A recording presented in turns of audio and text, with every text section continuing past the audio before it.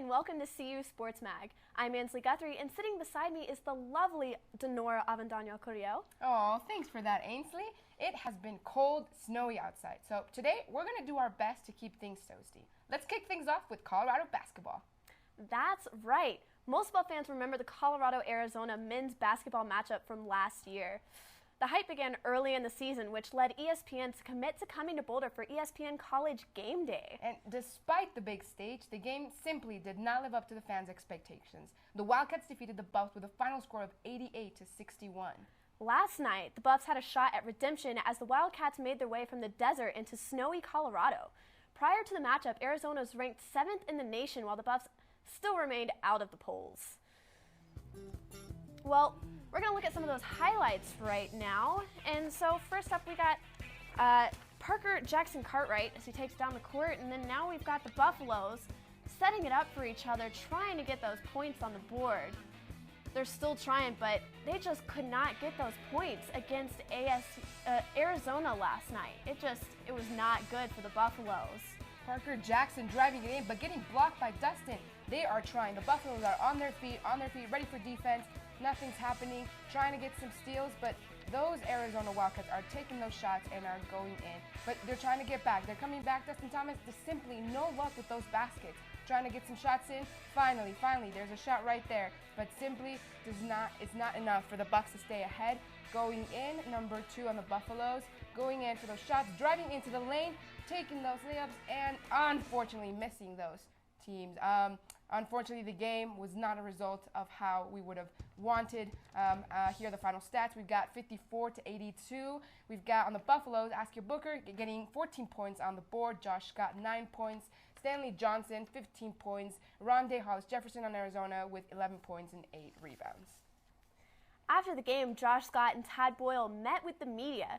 Neither was too pleased with the team's performance, but each provided individual insight to the current problems the Buffs are facing. No, I'm sure people will contrive it as, we don't care or something like that, but there's people on this team that care, and that's going to be weeded out.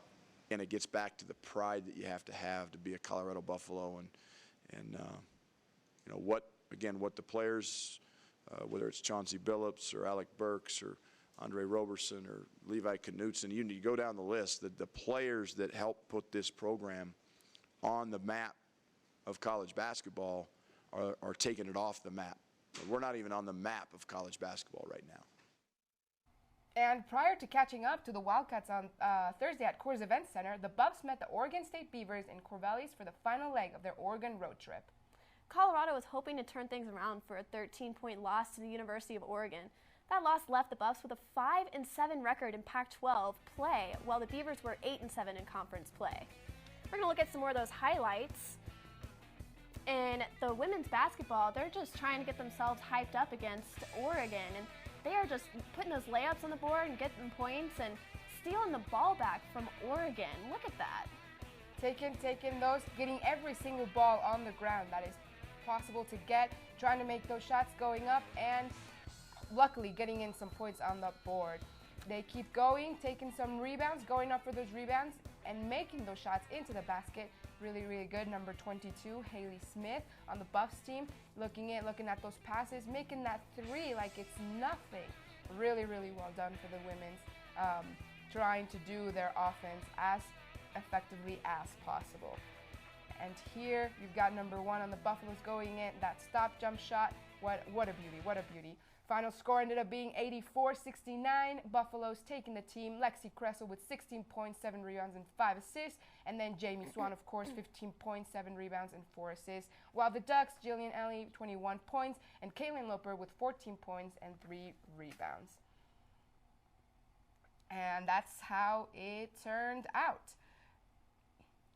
Now we're going to switch things up and move over to Colorado women's basketball. No, I think we actually just saw that. We're going to do the other one, the Oregon one, with the men's one, I believe. So hopefully we can get some of that going.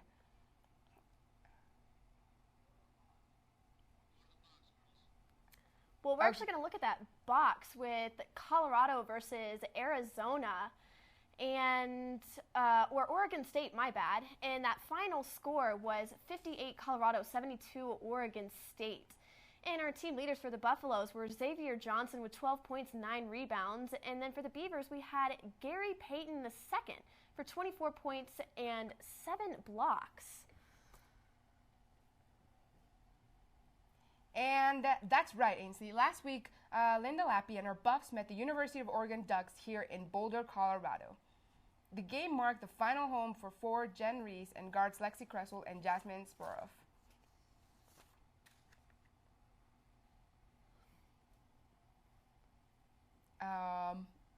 Not really sure what. Okay, the tip-off will be at 6 o'clock in the McHale Center in Tucson, Arizona. But don't worry, if you couldn't make the 17-hour drive, you're in luck because the game will be aired on the Pac-12 network. And we will have the highlights from that game and more on next week's edition of Sports Mag. But now we're going to go to AJ Johnson in the studio, who will answer your viewers' questions about our men's basketball team and what we can expect from next season. So to you, AJ Johnson. Hey guys, I'm AJ Johnson and welcome to Buff Banter. Men's basketball is approaching the end of the season and questions about next year are already hot. Our first question comes from Trevor Niels. Trevor wants to know, with the season coming to an end and the Buffs continuing to trend downward, what are the chances they'll recover over the summer and bounce back next fall? That really is a million-dollar question, Trevor. It's safe to say this season is a bust and that aggressively preparing for next season is a must. But with Colorado missing out on bringing in recruit Marquis, the roster will virtually be the same. With that in mind, it is a good opportunity for head coach Tad Boyle to start getting younger guys like Tori Miller and Dominique Collier big-time starter minutes. Collier and Miller both have shown shades of how good they can be, but like Josh Scott 2 years ago, they need that in-game experience before they can truly blossom. The one exception to Colorado's recruiting roster will be Josh Fortune, who transferred in this past fall and had to sit out on the season because of NCAA regulations. Nevertheless, Josh has gotten a full year in the Tad Boyle system and will be itching to tear it up on the floor for the next Buffs. What Colorado gets in Fortune is an immediate on-the-court general who can help develop Collier for the future and also giving the team that much-needed backcourt boost. Xavier Johnson, Dustin Thomas, and Trayshawn Fletcher will also have another year under their belt, and any one of those guys could have a huge impact on the team next year. On to our second question. Sylvia Manchester wants to know, what will be the legacy of Askia Booker when all is said and done? Askia Booker, well, that guy is a character. Despite everything, Ski will be remembered as an entertaining combo guard that providing everyone with something to talk about after Spencer Dinwiddie left. Through his ups and downs, the bottom line is that Booker will forever be the Buff that hit a half-court shot to knock Kansas off. Enough said. Skia's legacy is as the backcourt superstar and has been both electrifying and stressful, but overall a fun ride. Booker has still a few chances to do something very special in the remaining games, so before we close the book on Booker, we'll have to see what he can dazzle us with down the stretch.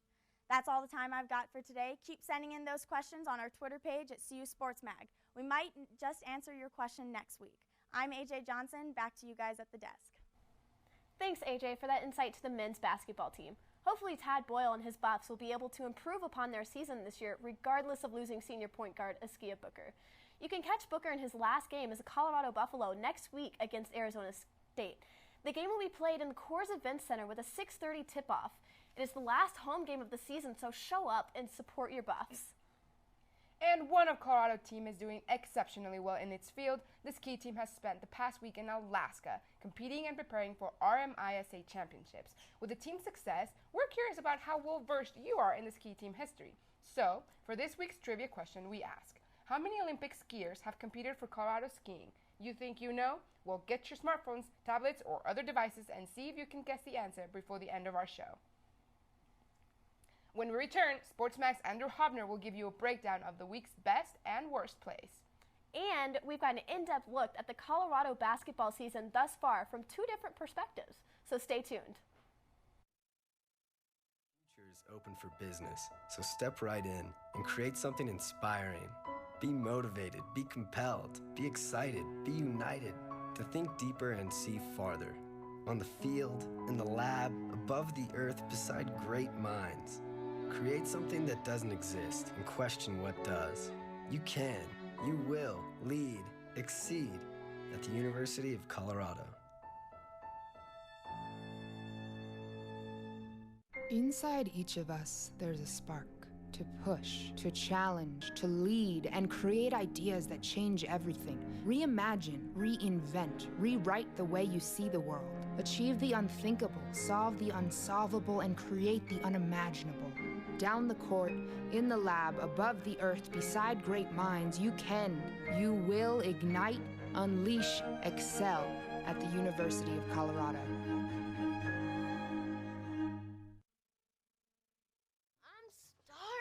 What's for breakfast? Guten Tag! Johannes Brahms! I bring you arts-enriched Raisinblams, fortified with increased test scores and creative problem-solving skills. It's good! And good for you. Bobby? Susie? Don't worry, that's just the power of the arts! Feed your kids the arts. For 10 simple ways to learn how, visit americansforthearts.org. No, what'd she say? She said whatever. No, she says that all the time. What's that? Hello? I'm on the phone. Mom, I'm on the phone! Hello? I'm on the phone. Who's this? It's me. I'm on the phone. Mom. Oh, you're on the phone. All right. Sorry.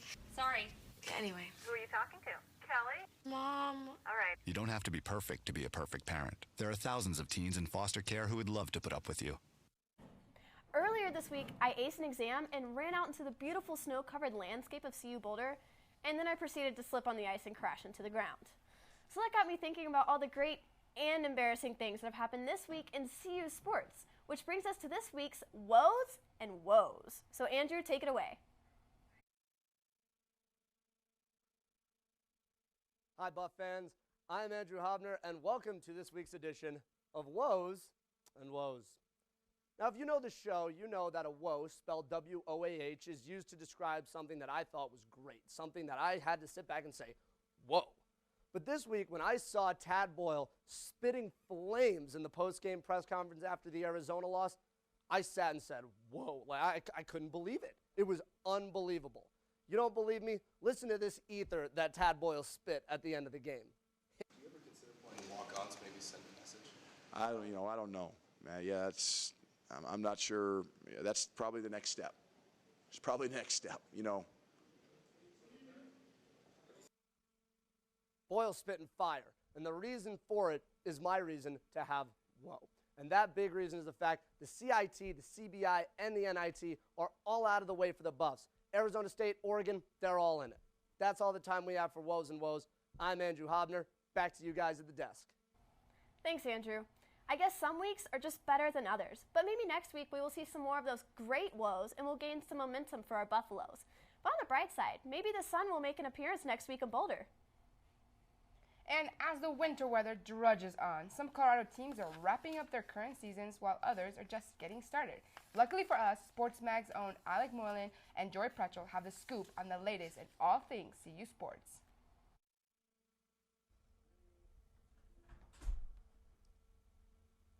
Hello and welcome to CU Sports Mag Double Team. I'm Alec Moylan. And I'm Joey Prechtel. And we're here to talk men's basketball. So Joey, how well are we going to have to play these next 3 games to do well in the Pac-12 tournament? You know, these next 3 games for this men's basketball team, they're going to be big mainly for confidence. Coming up on Sunday, ASU. Last time we played them in Tempe, lost a close one, back and forth, 78-72. Definitely believe with this game being in Boulder that we can come out on top this time. Then previewing next week, we have Washington and Washington State. Lost to Washington on a buzzer last time out, and we blew out Washington State. This time out, Washington doesn't have Robert Upshaw. They're just 1-7 without him in the starting lineup. And, he got kicked off the team for personal reasons, not quite sure what happened there. But definitely believe without him in the presence, with his dominant paint presence, we're going to beat them on the road, and we're going to beat Washington State easily, just like we did last time out. But previewing the tournament, Alec, how do you think this team can do? Well, I don't have high hopes, Joey. To win a tournament, you have to play consistent basketball, and the Buffs haven't proven they could do that the whole season. Their biggest win streak being a 3-game win streak back in November against Air Force, Lipscomb, and San Francisco, which are not as good as Pac-12 opponents. And they have not proven to be able to run together multiple games, good games in a row. I just don't see how they could play well in the Pac-12 tournament. Yeah, that's very true, Alec. But going back to the lone tournament win we do have as a member of the Pac-12 back in 2011, 2012, Askia Booker being the only lone member of this team that was part of that tournament winning team. No one expected them to win the tournament, but they ran the gauntlet, 4 games in 4 days, won all 4. They limped into the Pac-12 tournament, losing 3 of their final 4 games, and yet they came out on top when no one thought Colorado would. So with Tad Boyle, Askia Booker still at the helm, definitely believe they can get it done again this season. See, Joey, one occurrence is not a pattern. I don't believe this team is anything like the 2011-2012 team. Talent-wise, fight-wise, attitude-wise, this team just doesn't seem to have the same fight. Anyways, Joey, what do you think we have looking forward to next season past the Pac-12 tournament? You know, next season, I'm optimistic. We're only losing Askia Booker, and I say only even though that is a big loss for this team. He has been a huge part of our offense this entire season. So losing him is going to be big, but Tad Boyle and Josh Scott, Xavier Johnson, all of those guys are going to have an entire offseason to really regroup and learn how to play without him. I understand they had the same amount of time to learn how to play without Spencer Dinwiddie, and we've seen how that has gone this season and the end of last season hasn't worked out at all. However, with Josh Scott, Xavier Johnson, and Xavier Tolan all being seniors next season, we're going to have extra experience, more maturity, and one of those guys can develop into a leader throughout this offseason. Yeah, Joey, but how well can experience, or how much can experience translate to wins? Experience doesn't necessarily mean that you're going to win any games. Well, hold on. Let me interrupt you real quick. A couple years ago, CSU made the NCAA tournament with 5 seniors as their starting 5. Okay, they had 5 seniors. They made the tournament, won a game. Then all those seniors graduated, and the next season they didn't make the tournament. So experience is key. All right, Joey. Well, that's all the time we have for CU Sports Mag Double Team. I'm Alec Moylan. This is Joey Prechtel. See you guys back at the desk. Thanks, guys. I guess only time will tell if these Buffaloes can live up to the expectations. And we just want to apologize really quickly about those technical difficulties we were having earlier, so we're going to go and take a look back at those OSU highlights. Prior, as we had said before, to catching up with the Wildcats in the Coors Event Center, they met up with the Beavers in Cavalier, so here we go. And so Booker's trying to keep the Buffs going against OSU, so he's trying to make some passes to the team and just keep the ball going down the court to make some of those buckets and get the ball in the net, just like right there. That was a great dunk right there. Buffaloes are trying to keep their energy up, and as they sink the ball again in the net. That's right, Ainsley, as you have said it, they are making those shots, making those threes in the basket. Clearly making those shots, getting those passes in, playing smartly, making those moves, driving in, perhaps, and going for the shots, making those in.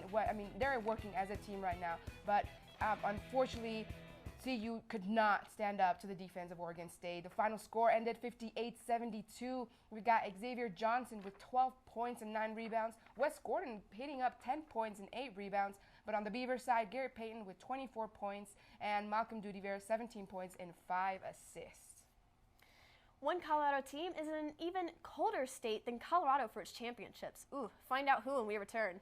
And our very own Rachel Reynolds hit campus to ask students about Colorado basketball, so stay tuned to hear the profound insights.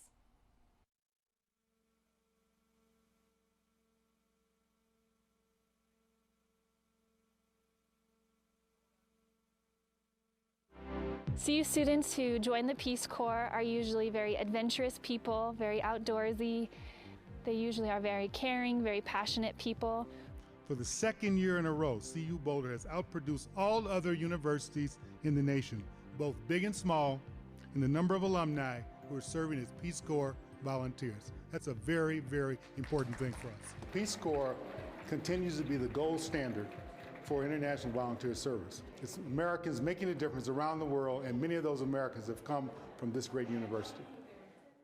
I'm not sure if it's a beautiful setting or the mountains or the weather, but one thing's for sure, there's a special civic pride on this campus. The great spirit of volunteerism here on campus and internationalism that you find here really just kind of brings Peace Corps out a little more than it does on other campuses, I think. You should be very proud to come from a campus that inspires so much public service and collectively works to build a better world. you scruff. About to run into trouble again. Hey, Bobo, where's your video game? In here. Well, look at this. Uh-oh, it's my dad's. You want to hold it? What'll I do? If you get my new comic activity book, More Adventures with Scruff, you'll find out what you can do about bullies and guns. And you'll see lots of games. Cool. For your free copy of my new comic activity book, just write Scruff McGruff, Chicago, Illinois, 60652, and help take a bite out of crime. I want it, I want it. You know trouble can start when the clock hits 3. When there's no place after school for kids to be.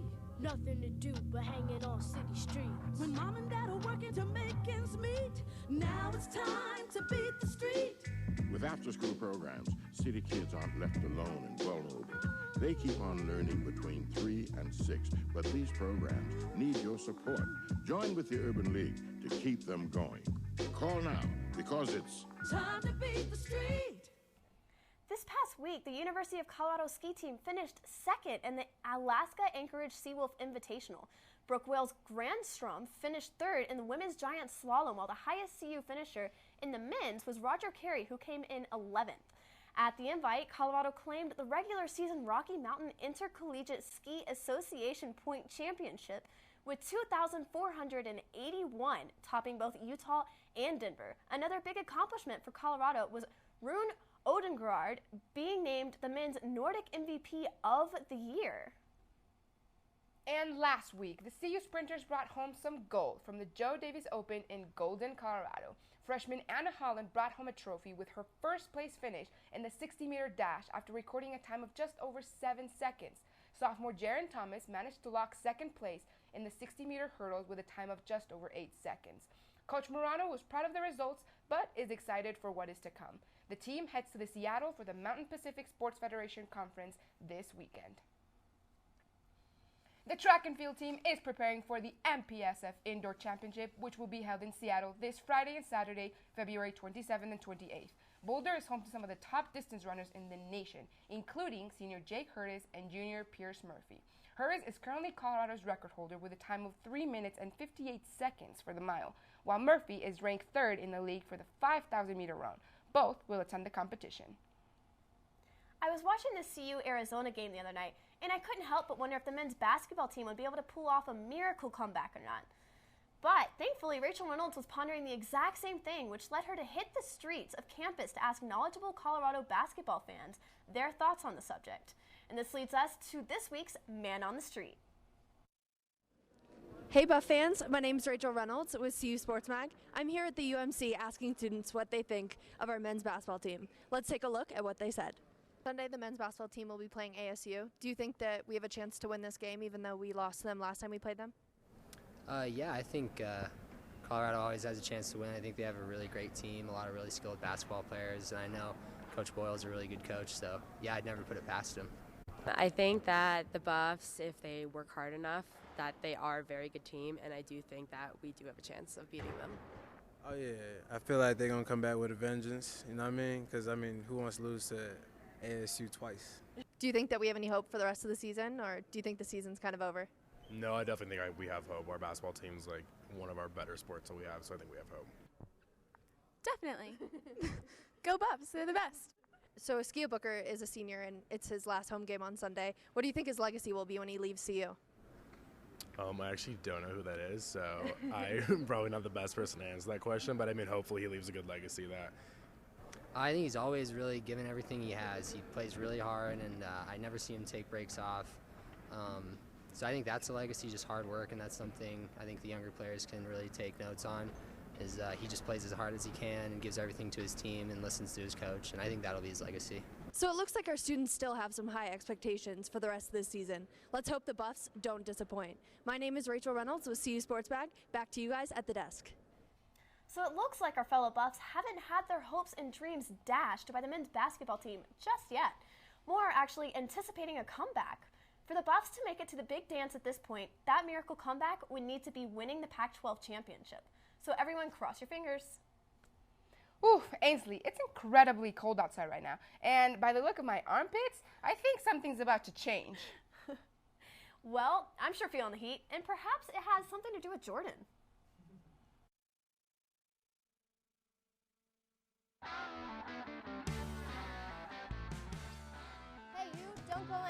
Right after the break, I'll be here with Rapid Fire, talking about your CU basketball team, lacrosse squad, ski team, and track, all up on this snowy weekend. So stay tuned.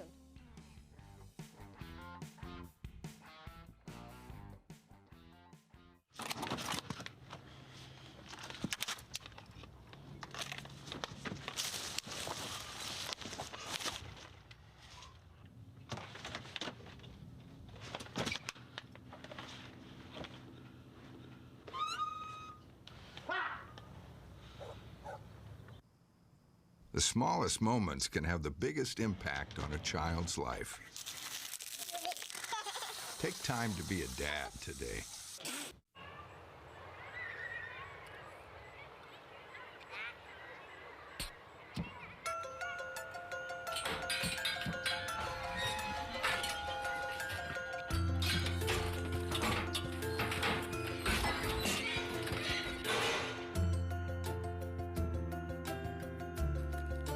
Good nutrition can lead to great things.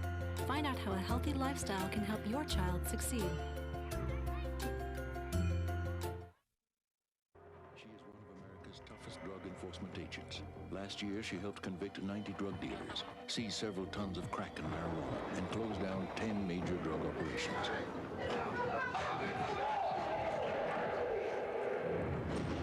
She is a 68-year-old grandmother named Irma. She set up a community drug watch that is not only changing her neighborhood, but its future. There are many ways to help in your community. Call the Points of Light Foundation. Do something good. Feel something real. Lewis and Clark, great explorers. Hey, wait. Hi, I'm Thomas Jefferson. Would you check out the West for me? Oh, sure. And they take their keelboat up the Missouri. Oh, Buffalo. Then they built Fort Mandan. They're at 1804. Made some friends along the way. I'm Sacagawea. Through the Columbia Gorge. There are tons of ways to help with your kids' learning. Find the really good ones on connectforkids.org. The sweet Pacific Ocean! Okay, the heat is definitely up, and I don't know about you, but I'm curious why. Must be because Jordan Simmons is here to bring you the upcoming schedule for CU Athletics in these week's Rapid Fire. Hey Bucks fans, I'm Jordan Siemens, and welcome to another hot edition of Rapid Fire. We've got a snow-packed week ahead at CU, but that doesn't mean you can't catch the action. First off, the ski team has been in chilly Girdwood, Alaska all week and will round out the weekend competing in the RMISA Championships. They're looking to continue their fight for number 1. Colorado Track is spending today and tomorrow in Seattle, Washington, competing in the MPSF Indoor Championships. Find live updates of the meet online through the team's official Twitter as well as CUBuffs.com. Men's basketball will see the Arizona State Sun Devils on Sunday at the Coors Event Center at 6:30 p.m. Should be a great game, so go out and support your Buffs. The women's squad will play both Arizona and Arizona State in Tucson and Tempe to finish off the regular season. Friday's game against Arizona tips off at 6 p.m. on the Pac-12 networks, and Sunday's game has a 2 p.m. start. And finally, if you're up to brave the cold, go out and support women's lacrosse Monday afternoon in their 3rd home game of the season at 3 p.m. That's all the time I've got for this week. I'm Jordan Siemens. Back to you guys at the desk. And the time has come to give you the answer to that trivia question I asked earlier. Hope you did some searching on the interweb during our breaks. If you don't know, don't worry, we've got it. Just to refresh your memory, we asked, how many Olympic skiers have come out of Colorado's ski program? And the answer is, drumroll please, 51. Not only are there former CU skiers that have gone to the Olympics, but the Buffs also have 80 ski RMISA championships. CU will look to make it 87 this weekend in Alaska. And this week, for the Tweet of the Week, we are featuring Wes Christensen, who always seems to be dishing out quality tweets. His chosen Tweet of the Week reads, "My 15-year-old self would be shocked to learn that knowing every word to Gwen Stefani's Sweet Escape has done nothing for our career." Well, Wes, I can't say that I'm surprised Gwen Stefani couldn't help you there. What happened to her career? Does she still even make music? However, society does have a great way to be able to spell, and well, unfortunately, that's all the time we have for this week. Thank you so much for tuning in. We'll see you next week.